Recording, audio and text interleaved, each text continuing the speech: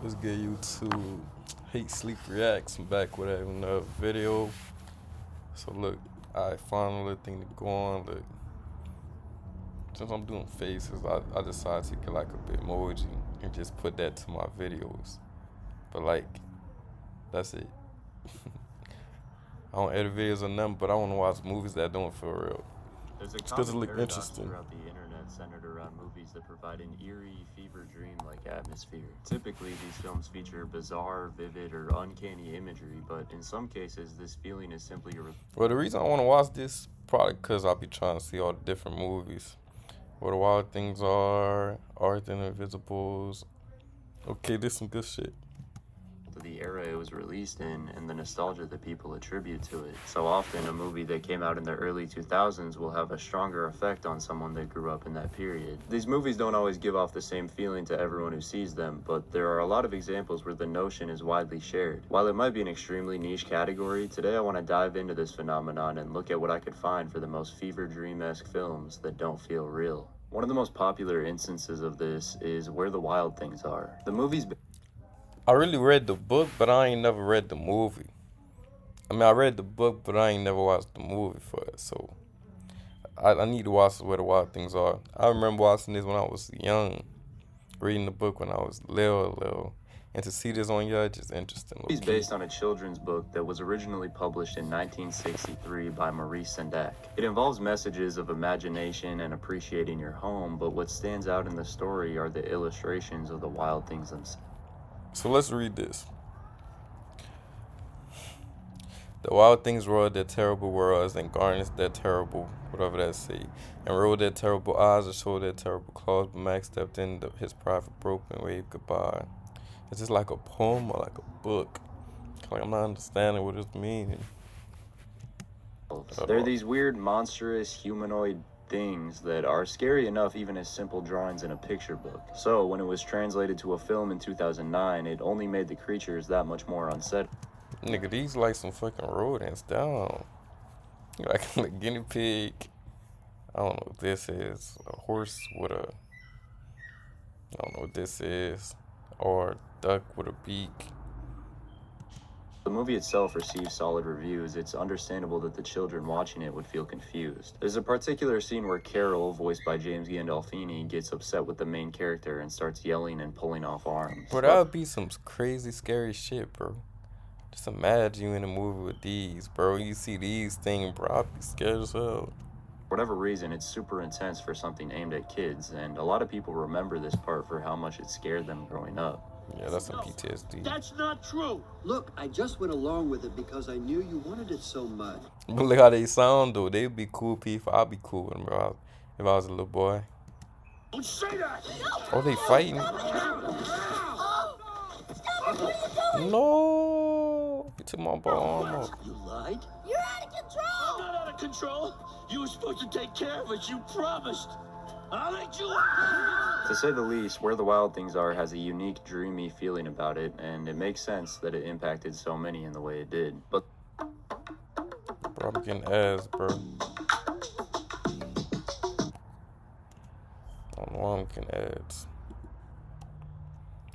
that you may or may not remember is Arthur and the Invisibles. Ooh. Released in 2006, Hey. Arthur and the Invisibles is about a kid named Arthur was a good movie. I ain't gonna cap my bad. Arthur was good. Arthur who wants to save his grandma's house from being destroyed by a real estate developer, and it might not seem like anything out of the ordinary at first until Arthur enters a world of tiny nature beings to try to find his grandpa's hidden treasure to save the house. And I mean, This is one of the best childhood movies I did watch. I don't really remember. It's been so long since I watched it. But now it's making me want to watch it. Like, I ain't gonna lie, this like a movie. This put me on good movies. Because all these movies, I promise you, probably 10 out of 10, bro. And good memories from childhood. just look at it. Even for the year it was released, the animation is shaky and it just doesn't look like many other movies. Pair these off-putting visuals with weird over-sexualization and Snoop Dogg, you get an absolute trip of a movie. That was Snoop Dogg. Long live the Seven Kingdoms. Long live the Seven Kingdoms! The film wasn't very lucrative for the studio, barely breaking even at the box office, yet they still made 2 sequels. But if you saw any of them, I'm sure you were thinking the same thing as everyone else. But like, this wasn't a bad movie. I feel like once this dropped, everybody didn't like it. But like it's one of those movies that's just growing everybody. That's how I look at it. I liked it. Am I watching? Taking it back many, many decades, we have the original Dumbo released in 1941. I think I watched this on a VH1 tape. That was so long ago, bro. I'm 20 and I still feel old. To explain what Dumbo is because it's a pretty classic story. Just know it's an elephant with some big ass ears. But if you don't remember this movie, it might be a little confusing why I included it. And while it is a fairly innocent, fun, animated adventure for the most part, the film takes a drastic turn at a certain point. Dumbo stumbles upon a liquid substance of some kind, which he drinks and literally starts geeking. And for a little while it turns... That nigga probably drunk some Casamigos Mega Frico. Nah, I don't know. He probably drunk some liquor, bro. But I ain't never understood this movie. I watched when I was young. I gotta watch it again. A crazy psychedelic visual acid trip. And once again, for the demographic, a scene like this stands out. And it's led to it having generation after generation wondering if what they watched was real or just in their heads. Zathura, A Space Adventure, on the other hand, from I don't remember this movie. 2005 is a movie that didn't necessarily have any wildly odd animations, and the effects were honestly on par with most releases from... Bro, what? Imagine you in a room, and then you just walk out and you see this. I'd be tripped out. I can't smoke and do that. It'd be over with. year. However, many people forgot about this movie and thought it was just a dream somewhere in the back of their mind. No one ever talked about the movie. This left me with a concerning belief that I very well could have dreamt the whole thing. It wasn't until I was hanging out with my friends scrolling through Instagram together, we saw this meme that said something along the lines of, "Who else remembers Zathura? Wasn't it wild?" We both looked up at each other and it was like a light bulb went off. But Zathura was very real and it's actually pretty solid. If you haven't seen it, it's essentially Space Jumanji. Two brothers play a board game that... So Space Jumanji. Hey, Jumanji probably should be on yet. I ain't gonna put my mouse down yet because like I don't want to see no other shit. But Jumanji probably should be on. Jumanji was kind of trippy, low key. Just imagine like you just roll a dice or whatever, and buku animals and different shit out of a game board just come to life. I'd be scared. Their house into space, and the only way to get back is to finish the game. It's a really fun concept, but there's just something about the film that can't be described. It's very easy to forget, but once you remember it, you wonder how you ever forgot about it. There is a part of the movie where the younger brother, Danny, has to go down to the basement by himself, and it's inhabited by alien lizard pirates. But the whole scene is shot like a horror movie, and it definitely contributed to my fear of basements as a kid. Don't know how them things look.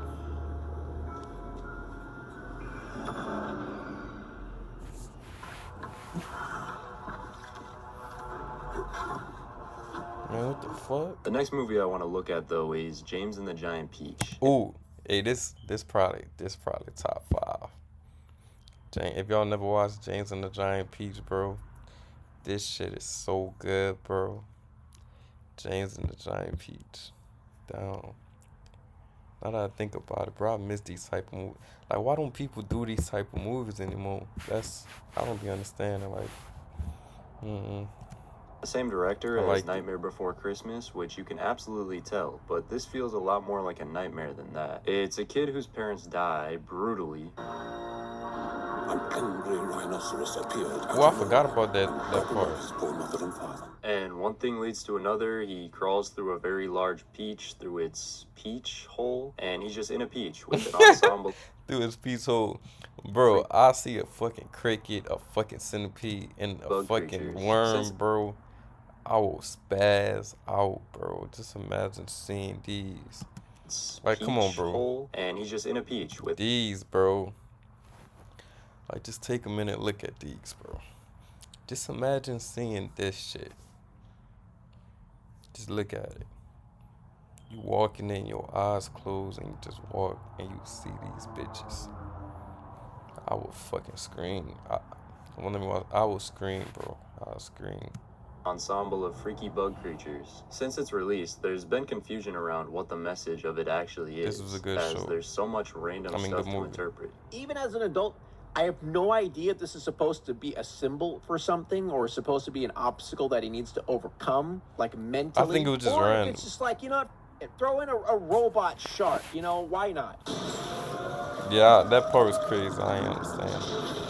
I ain't never understood it. It features child labor,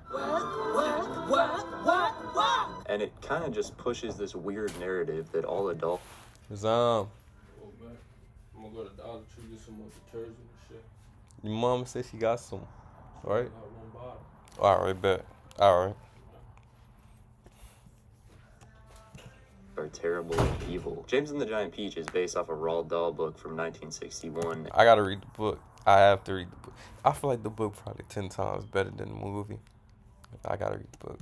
And a lot of his books tend to have more hidden, dark, mature messages, but I really just can't help but wonder why they thought this would translate well into a movie in 1996. It's made from stop-motion animation, and it doesn't look bad, but it's another case where the style of it could be seen as pretty unsettling, and even...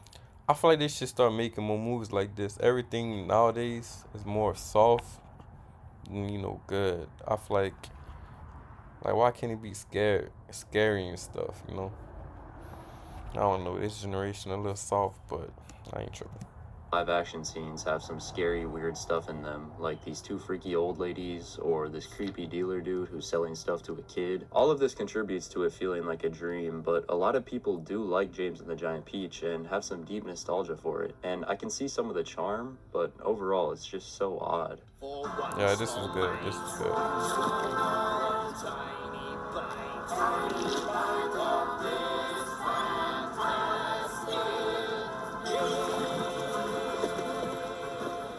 Although, a film that I'm sure most people have never even heard of is Dougal, which has a confusing existence to be... Bro, I've seen this movie before. Never What's that? even heard I've of seen this is movie Dougal, which has a confusing existence to begin with. Let me explain. Originally, there was a British movie titled The Magic Roundabout, directed at UK audiences. Yes, Florence, of course. I wouldn't miss it for the world. Well, don't think you're getting a sugar lump just for turning up. Bro, I ain't gonna lie. If I watched this as a kid, I'd be so fucking scared, bro. They should have scared the fuck out of me. Well, my language, my bad, but I'd be scared. Who needs sugar? Not me. I quit. This morning. I'll believe that when I see it.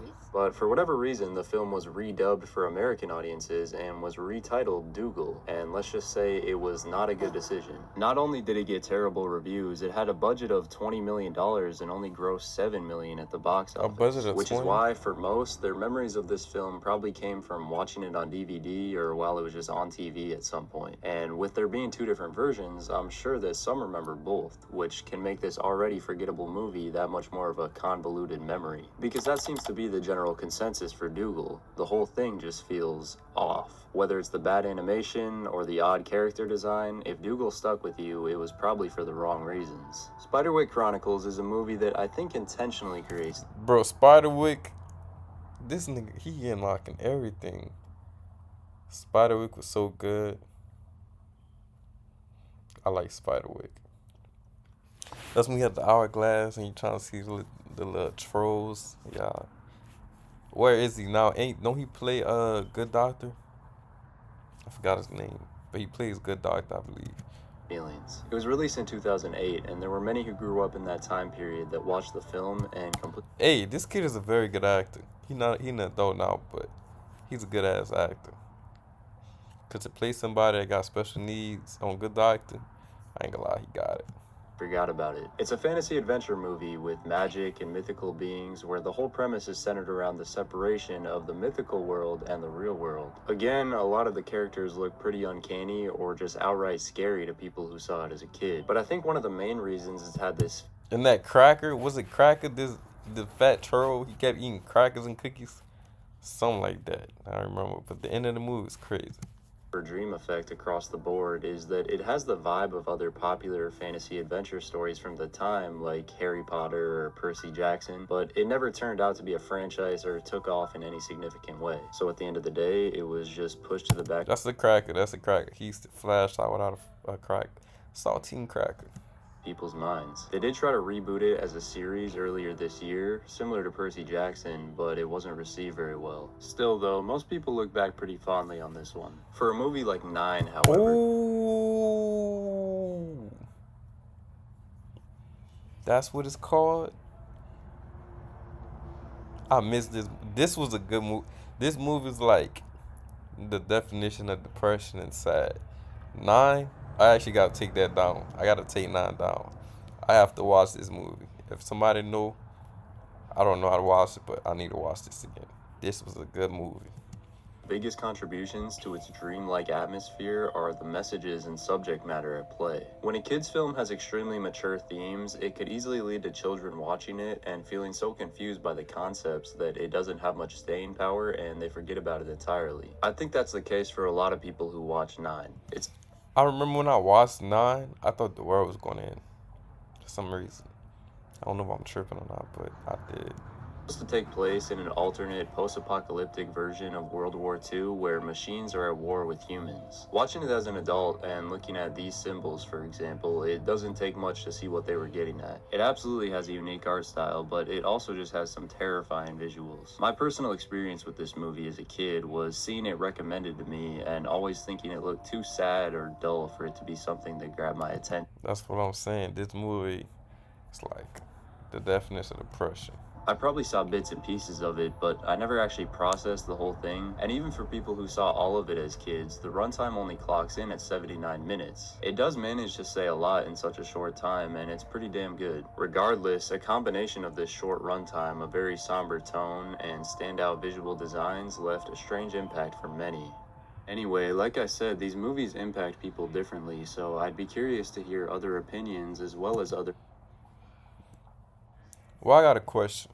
If you actually watching it, like, do you actually believe, like, movies and what you watch as a child shape you as a person? Like, does it actually change how you look at certain things, how you move?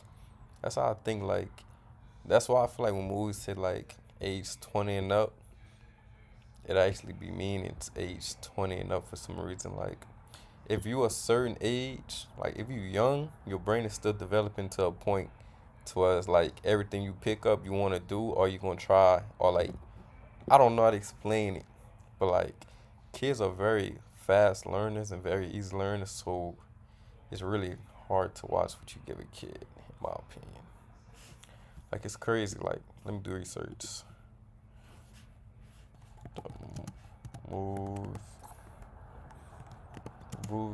Moving on. Like, free with ads? I gotta watch it. I'm actually gonna watch this movie, y'all. I wonder if I should do like a reaction to it. If you watching, I should. Yeah, that's what I'm planning to do. But anyways, comment, like, whatever, just do it. I don't care. But like, if you never watched 9, you should watch it. It's a very good movie. But alright, bye.